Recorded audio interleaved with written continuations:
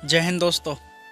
तो मैं आज आपको कराने वाला हूँ 10th क्लास 2019 के हिंदी के प्रश्न पत्र जो बोर्ड में पूछा गया था। ये कोड है आपका 801 AD।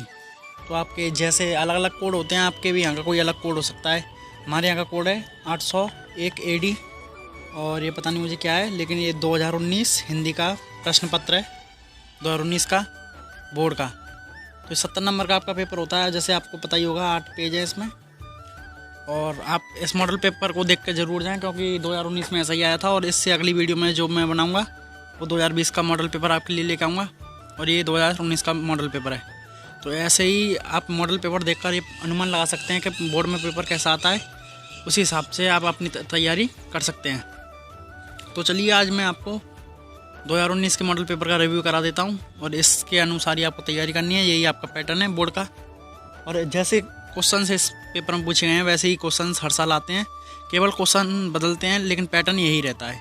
तो चलिए सबसे पहले आपको समय मिलता है 3 घंटे 15 मिनट का और पूर्णांक आपको जैसा पता है 70 नंबर का होता ही है। और नोट यहाँ पर दिया हुआ है आपको। 15 मिनट आपको ये प्रश्न पत्र पढ़ने के लिए अलग से मिलते हैं। केवल 3 घंटे का आपका पेपर होता है, लेकिन आपको 15 मिनट अलग से पेपर पढ़ने के लिए आपको दिए जाते हैं। तो सबसे पहला प्रश्न है आपका सबसे पहला प्रश्न है, निम्नलिखित कथनों में से कोई एक कथन सही है, उसे पहचान कर लिखिए। तो ये 4 कथन आपको दिए गए हैं। इन चारों में से जो भी सही है आपको उनमें से एक पहचान कर अपनी उत्तर पुस्तिका जो भी आपको बोर्ड में मिलती है उसमें आपको एक लिखना है।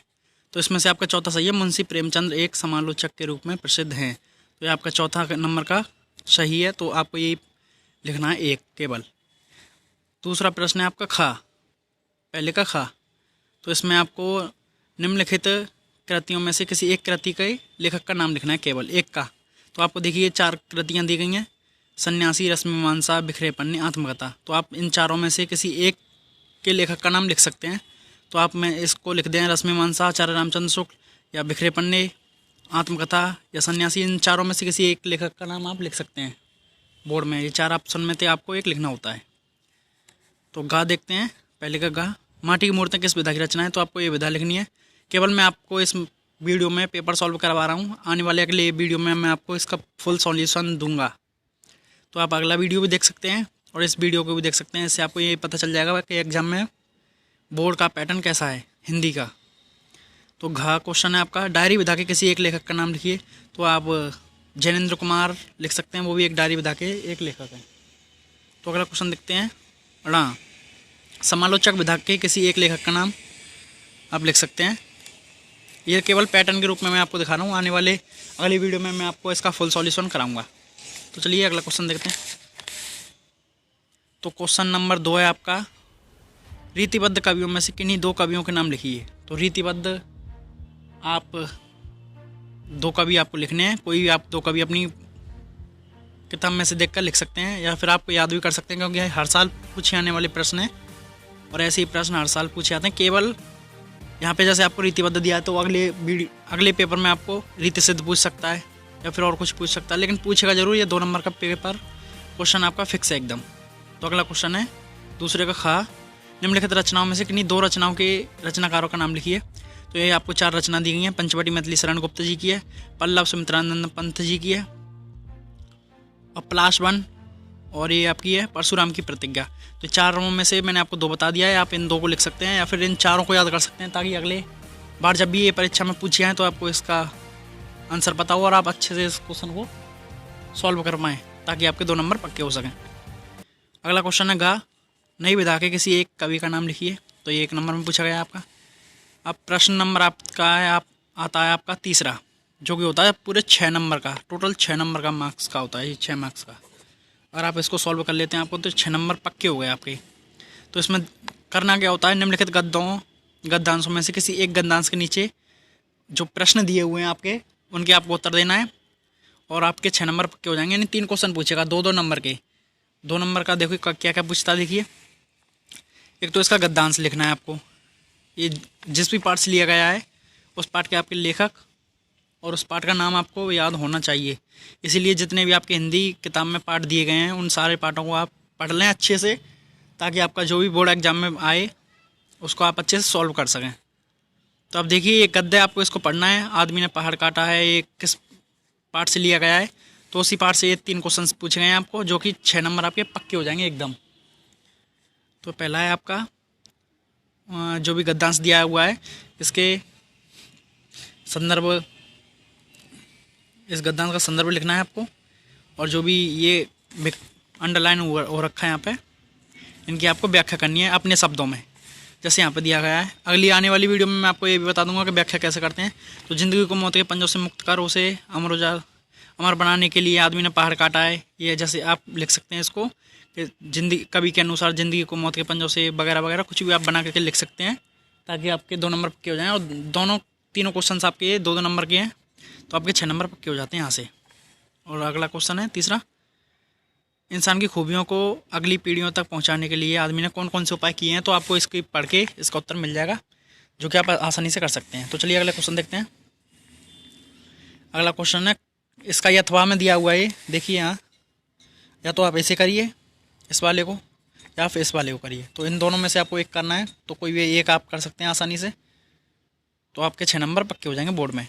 लेकिन आपको अच्छे से करना है, ताकि आपको जो भी अध्यापक कॉपी चेक करे वो आपकी राइटिंग देखकर संतुष्ट हो और आपको अच्छे से अच्छे नंबर देकर जाए। तो अगला क्वेश्चन देखते हैं। निम्नलिखित पद्यांशों में एक की संदर्भ सहित व्याख्या कीजिए। तो आपको ये पद्यांश दिए हुए हैं, ये लगभग सूरदास के पाठ से है जहाँ तक मैं समझ रहा हूँ। ये चरण कमल बंदो हरिराई जा की कृपा पंगु घिरी लंगे। तो आपको इनकी देखिए, ये भी 6 नंबर का है, 1 नंबर का इसका, रुकिए 3 क्वेश्चन इसमें भी आपको पूछे जाते हैं। देखिए ये 3 क्वेश्चन आपको इसमें पूछे गए। संदर्भ सहित व्याख्या कीजिए और उसका काव्य सौंदर्य लिखिए। तो आपको संदर्भ का 1 नंबर मिलेगा यहाँ पे, देखिए 1 नंबर संदर्भ का, 4 नंबर आपको व्याख्या के मिलेंगे और 1 नंबर काव्य सौंदर्य का। जब मैं अगली वीडियो में आपको सॉल्यूशन कराऊंगा तो मैं आपको पूरी डिटेल में बताऊंगा, लगभग आधे घंटे की वो वीडियो होगी, कि कैसे आप पूरा हिंदी का पेपर सॉल्व करें अच्छे से, ताकि आपको कम से कम 70 में से 60 नंबर आपके पक्के हो सकें। लेकिन मेहनत आपको ही करनी पड़ेगी। तो ये आपको इसकी संदर्भ व्याख्या करनी है, संदर्भ लिखना है और काव्य सौंदर्य, तो आपके इसमें भी 6 नंबर पक्के हो जाएंगे। चलिए अगला क्वेश्चन देखते हैं। उसी का क्वेश्चन है, आप या तो उसको करिए या आप इसको करिए, उन दोनों में से आपको एक करना है। क्वेश्चन नंबर 5, जिन 3 आपको जो लेखक दे रखे हैं, इनमें से किसी एक का आपको जीवन परिचय लिखनी है, और एक उसकी कोई कविता या कुछ भी हो, मतलब एक उसकी रचना का नाम लिखना है आपको, या तो उपन्यास, नाटक, जो भी हो, जो भी आपको याद हो उसका, वो एक लिखना है आपको। तो देखिए, आप जयशंकर प्रसाद जी का और तुलसीदास जी का और सूरदास जी का, ये 3-4 कम से कम 4 आप जीवन परिचय तैयार कर लीजिए, हर बार बोर्ड एग्जाम में आते हैं, ताकि आपके 6 नंबर पक्के हो सकें। तो देखिए इसमें क्या पूछा गया है, निम्नलिखित लेखकों में से किसी एक का जीवन परिचय दीजिए और उसकी एक रचना का उल्लेख कीजिए। तो आपको अगर जयशंकर प्रसाद जी का याद है तो इसका इनका एक लेखक लिख दीजिए जीवन परिचय, और एक इनकी रचना लिख दीजिए कोई भी। तमाम इनकी रचना, इनकी तो कंकाल है, तितली वगैरह वगैरह, ढेर सारे उपन्यास हैं इनके तो। और अगला है खा, इसमें से भी एक आपको करना है, ये 3 नंबर, ये भी 3 नंबर, 6 नंबर यहाँ आपके पक्के हो गए। यानी हिंदी में तो आपके नंबर बहुत कम कटने के चांस है, अगर आप थोड़ी सी भी मेहनत कर लेते हैं ना, तो हिंदी में तो आपको 50 से ऊपर नंबर लाने से कोई नहीं रोक सकता बोर्ड एग्जाम में। तो आपको रस खान का, रामनाथ त्रिपाठी, केदारनाथ जी में से किसी एक का भी अगर जीवन परिचय याद है तो उसको आप लिख सकते हैं आसानी से। तो देखिए अगला क्वेश्चन क्या है, क्वेश्चन नंबर 6, निम्नलिखित का संदर्भ सहित हिंदी में अनुवाद कीजिए। तो पहले आपको संस्कृत में आपके अध्यापक ने पढ़ाया होगा, अस्माकं संस्कृतः सदा गतिशीलः वर्धते, ये आपका जो भी मुझे लगता है पहले चैप्टर से ये संस्कृत में से ये, और ये बहुत आसान क्वेश्चन है। अगर आप इसको अच्छे से पढ़ते हैं स्कूल में तो आप आराम से इसको कर ले जाएंगे और आपके 4 नंबर पक्के हो जाएंगे। यहाँ पर भी कैसे, इसका हिंदी में आपने ऐसे बना के अनुवाद करना है और इसका संदर्भ लिखना है कि ये पाठ, इसमें लेखक तो होते नहीं है संस्कृत में, तो आपको केवल पाठ का नाम लिखना है, हमारे पाठ का नाम ये है बस, और आपको इसकी हिंदी में अर्थ लिखना है, जो भी आप बना सकते हैं इसका अर्थ थोड़ा थोड़ा, जैसे अस्माकं संस्कृति सदा, यानी हमारी संस्कृति जो है हमेशा गतिशील रहती है, वह कभी रुकती नहीं है, ऐसे आप अपने मन से बना के लिख सकते हैं अच्छे से इसको पढ़कर। अगला क्वेश्चन देखते हैं, क्वेश्चन नंबर है आपका 7, ये क्वेश्चन हमेशा आता ही आता है, ये एकदम फिक्स है 2 नंबर का।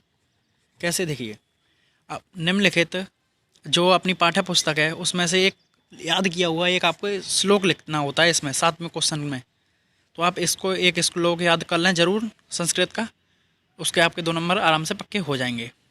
और देखिए अगला क्वेश्चन इसका ही 7वें का खा कौन सा है। निम्नलिखित प्रश्नों में से किन्हीं 2 के उत्तर संस्कृत में दीजिए। तो वाराणसी नगरी कस्या कूले स्थित, यानी वाराणसी जो नगरी है किस कूल यानी तट के किनारे स्थित है। तो ये आपको क्वेश्चन है, ये भी 1 नंबर का, ये भी 1 नंबर का है। यानी आपको किन्हीं 2 के उत्तर देने हैं इन चारों क्वेश्चंस में से। वीर कैन पूज्यते, तो वीर हमेशा पूज्यते, मतलब इनका चारों में से आप आराम से कर ले जाएंगे। अगर आपने संस्कृत का जो सब्जेक्ट आपका दिया हुआ है किताब के पीछे वो आपने पढ़ रखा है तो अच्छे से आप इसको कर ले जाएंगे। चलिए अगला क्वेश्चन देखते हैं 8वां। निम्नलिखित पंक्तियों में से प्रयुक्त रस को पहचान कर लिखिए। तो आपको इसमें से रस पहचानना है, इसका रस कौन सा है, उसके आपको 2 नंबर आराम से पक्के हो जाएंगे। तो या तो आप इसको कर सकते हैं या आप अथवा में दिया हुआ है अथवा, तो अथवा में से आप इसको भी कर सकते हैं। हास्य रस की परिभाषा एवं उदाहरण लिखिए। तो आप हास्य रस आपने याद किया होगा, हास्य रस करुण रस, आपके में 2 ही रस हैं तो उनमें से आपको एक याद हो तो उसको लिख दीजिए, या फिर आप इसमें रस पहचान सकते हैं तो इसको कर लीजिए, आपको 2 नंबर यहाँ पे भी पक्के हो जाएंगे। अब आगे आपका 8वें का खा। तो खा में आपको अलंकार पूछता है, उपमा, उत्प्रेक्षा, रूपक। आपके में 3-4 ही अलंकार हैं, वो 3 में से किन्हीं आप 2 को याद कर लीजिए, वो हमेशा एक फंसी जाएगा। तो आपने अगर उपमा भी याद किया होगा तो इसकी परिभाषा लिख दीजिए आराम से। उपमा की आप परिभाषा लिख सकते हैं, इसके भी 2 नंबर आपको मिल जाएंगे। और एक उदाहरण लिखना हो उसका, 1 नंबर का परिभाषा, 1 नंबर का आपका उदाहरण, तो आपके 2 नंबर यहाँ पे भी पक्के हो जाएंगे बोर्ड एग्जाम में। निम्नलिखित उसका एक गा पोर्शन है, निम्नलिखित में से प्रयुक्त छंद को पहचानिए। तो आप इसमें या तो छंद को पहचान कर लिख सकते हैं, इसमें जो भी आपके 2 लाइनें दी रखे हैं इनको पहचान कर इसका छंद लिखिए, क्या छंद है, उसके भी आपको 2 नंबर पक्के हो जाएंगे। अब आ गया क्वेश्चन नंबर 9। तो ये क्वेश्चन नंबर तो आपका ये मान लीजिए परमानेंट है एकदम, इसके नंबर आपके कोई नहीं काट सकता। अगर आपने थोड़ी सी भी मेहनत की है ना हिंदी व्याकरण में तो आपके कोई नंबर नहीं काट सकता। देखिए कैसे, यहाँ पे आपको काम है, उपसर्ग दिए हुए हैं, किन्हीं 3 उपसर्ग के मेल से एक शब्द बनाइए। आपको अप दे रखा है तो आप अपकार, अपमान, अभि हैं तो इस 2 बना सकते हैं। अभि से अभिमान, अभिशाप, अनु से अनुस्कार, अनुप्रास, कुछ भी बना सकते हैं आप। तो आपको इन 5 में से किन्हीं 3 के बनाने, तो आपके 3 नंबर तो एकदम पक्के हो गए यहाँ पे आराम से बोर्ड एग्जाम में। और खा देखिए, निम्नलिखित में से 2 के प्रत्यय यानी पीछे जो ये शब्द दे रखे हैं आपको, इनको पीछे जोड़कर आपको शब्द बनाने हैं। जैसे बट तो बनावट, अब पन देख रखा है तो बचपन, आई दे रखी है तो लिखाई, पढ़ाई, खटाई, जो भी आप बना सकते हैं इनमें 2 बनाने, तो आप ये 5 नंबर यहाँ पे पक्के हो गए क्वेश्चन नंबर 9 में एकदम पक्के। देखिए अगला क्वेश्चन देखते हैं, यहाँ को गा देख रखा है अगला क्वेश्चन आपको। तो निम्नलिखित में से किन्हीं 2 के समास विग्रह कीजिए। तो आपने समास भी पढ़ रखे होंगे तो समास विग्रह भी आप आसानी से कर सकते हैं। यहाँ पे समास विग्रह भी कर सकते हैं आप। शुभ कर्म, नवरत्न, चक्रपाणी, चक्र है पानी में जिसके, अर्थात यानी हाथ में जिसके चक्र है तो विष्णु भगवान, आपका 1 नंबर यहाँ पे ये पक्का हो गया। नवरत्न, 9 रत्नों का समाहार यानी द्विगु समास, आपका 1 नंबर यहाँ पक्का हो गया, यानी 2 नंबर आपके यहाँ पे ही पक्के हो गए। और आप समास आपने अच्छे से पढ़ रखे हैं तो यहाँ पे भी आपके नंबर कटने के बहुत कम चांसेज हैं। तो निम्नलिखित में से किन्हीं 2 के तत्सम रूप लिखिए। तत्सम यानी ये तो मुझे अभी याद नहीं है, लेकिन आप पढ़ के जाएँ तो ये भी आप कर सकते हैं अच्छे से, यहाँ पे 2 नंबर भी आपके पक्के हो जाएंगे। अब क्वेश्चन नंबर डा, निम्नलिखित में से किन्हीं 2 के 2 पर्यायवाची लिखिए। तो पर्यायवाची शब्द तो आपने याद कर रखे होंगे, कृष्ण के कृष्ण, मुरारी, मुरलीधर, कान्हा, कुछ भी आप लिख सकते हैं, यानी 2 नंबर यहाँ पे भी आपके पक्के हो जाएंगे अगर आप किन्हीं 2 के पर्यायवाची लिखते हैं। पर्यायवाची यानी उनके एक नाम के और कितने नाम हो सकते हैं उसको ही आप पर्यायवाची के नाम से कहते हैं। तो हवा के भी लिख सकते हैं, वायु, समीर वगैरह, आग के भी आप लिख सकते हैं।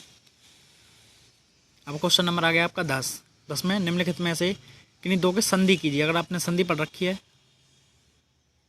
तो संधि आप आराम से कर सकते हैं और उसका संधि का नाम भी लिख सकते हैं। जैसे सदैव, यहाँ संधि हो जाएगी, ये आपकी महोग हो जाएगी, ये गुरु आदेश तो गुरु आदेश हो जाएगी, ये इत्यादि हो जाएगी आपकी यहाँ संधि। तो आप इन संधियों को भी आराम से अच्छे से कर सकते हैं अगर आपने संधियाँ भी पढ़ रखी हैं तो। क्वेश्चन नंबर 5 है आपका, निम्नलिखित शब्दों में से चतुर्थी विभक्ति के रूप लिखिए। जो ये तो मुझे याद नहीं थे क्योंकि मैं इनको याद नहीं कर पाया, लेकिन आप लोगों को याद होते हैं तो बहुत अच्छी बात है, क्योंकि इसमें भी आपके 2 नंबर अच्छे से पक्के हो जाएंगे बोर्ड एग्जाम में। अगला क्वेश्चन देखते हैं। ग निम्नलिखित में से किसी एक धातु का लकार, प्रोस और वचन वगैरह लिखिए। तो ये इनमें तीनों में से भी आप एक कर सकते हैं। और घाय निम्नलिखित वाक्यों में से किन्हीं 2 के संस्कृत में अनुवाद कीजिए। तो आपको ये संस्कृत में हिंदी शब्द दे रखे हैं, आपको इनका अनुवाद करना है संस्कृत में। जैसे चंद्रमा का उदय हो रहा है तो चंद्रमा उदहा हो गच्छन्ति, या ऐसे भी जो आप बना सकें वो आप बना के लिख सकते हैं। लेकिन ये क्वेश्चन आपको मैं प्लस पॉइंट में बताना चाहता हूँ। ये लिखा है यहाँ पे, वाराणसी गंगा के पावन तट पर स्थित है। तो ये आपको पीछे से देख के कर सकते हैं आप। एक क्वेश्चन देखिए यहाँ पे आपका आया हुआ है, वाराणसी नगरी गंगा कुले स्थित। तो आपका 1 नंबर यहाँ से पक्का हो जाएगा। देखिए यहाँ वाराणसी गंगा के तट पर स्थित है, तो वाराणसी गंगा कुले स्थित, यहाँ से आपका 1 नंबर पक्का हो जाएगा। आपका लास्ट क्वेश्चन देखते हैं कौन सा है। क्वेश्चन नंबर 11, निम्नलिखित विषयों में से एक विषय पर किसी पर आपको निबंध लिखना है। 4 विषय दे रखे हैं आपको। किसी यात्रा का वर्णन कीजिए, मतलब प्रदूषण, जल बचाव, इन पर अक्सर बोर्ड परीक्षाओं में निबंध पूछे जाते हैं। तो आप किसी पर भी अपना एक निबंध लिख सकते हैं आसानी से। इन 4 विषयों में से आप कोई भी एक विषय पर अच्छे से निबंध लिखें ताकि आपको 10 नंबर मिल जाएं। और हमेशा याद रखें कि निबंध जब भी लिख रहे हैं आप तो हेडिंग बना कर लिखें ताकि आप अच्छा लिख सकें, और एग्ज़ाम में जो भी अध्यापक कॉपी चेक करे उसको भी आपका निबंध अच्छा लगे। तो लास्ट क्वेश्चन देखते हैं, जो कि आपका होता है 3 नंबर का। और ये आपको दे रखे हैं जितने भी क्वेश्चन हैं, इनमें से आपको जो भी पढ़ाया हुआ है, जैसे मुक्ति दूत खंड काव्य पढ़ाया हुआ है, हमें तो सर ने अग्र पूजा पढ़ाई थी, तो हम अग्र पूजा का ही जो भी सारांश पूछा था हमारे में उस टाइम पे, तो हमने ये लिखा था अग्र पूजा, क्योंकि मैंने 2020 में पेपर दिए थे। ये 2019 का पेपर है। आने वाले अगले समय में आगे मैं आपको 2020 का भी हिंदी का पेपर दिखा दूंगा। तो 2019 का पेपर है, हमने तो अग्र पूजा लिखी थी। आपके सिलेबस में जो भी खंड काव्य दिया रखा हो तो आप उसका ही लिख के आएँ। और दिखाता हूँ आपको, दे रखे हैं ये जहाँ तक दे रखा है आपका एक क्वेश्चन दे रखे हैं, इनमें से आपको जो भी पढ़ाया हुआ हो उसका ही आप लिख के आएँ अपने बोर्ड एग्जाम में। क्योंकि हमने तो अग्र पूजा पढ़ी थी तो हम अग्र पूजा लिख के आए थे, और अपने जो भी पढ़ा है, ज्योति जवाहर पढ़ा है या फिर अग्र पूजा पढ़ी है या फिर मेवाड़ मुकुट वगैरह पढ़ा है, तो वही आप अपने एग्जाम में लिख के आ सकते हैं। और बस आज की वीडियो में बस इतना ही। जय हिंद, जय भारत। मिलेंगे अगली वीडियो में नए टॉपिक के साथ। अगर ऐसी पढ़ाई करते रहें आप ताकि अच्छे एग्जाम में नंबर आपके आ सकें। धन्यवाद।